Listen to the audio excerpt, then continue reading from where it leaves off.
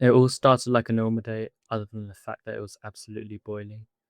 And then that's when I opened Discord and I found out that Train Man told me that Croydon had just around 16,000 users. I started by not believing it, so I checked on Roblox myself, and yeah, Roblox Croydon does have a few players. Many hours later. Alright, after some research that took absolutely forever to do, I can tell you why Roblox Croydon has so many players right now. It's because Roblox is featuring it on its home page. It's one of the 4 featured games of the day. That's why you can see such a big spike on the playtime, on the player's graph. What? On the player's graph, and it's labeled as a hidden gem, which I don't really believe because these guys are scammers.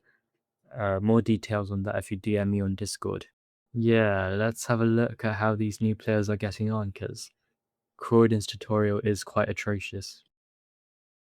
You do have to note that around 1/3 of these players do appear to be bots, though.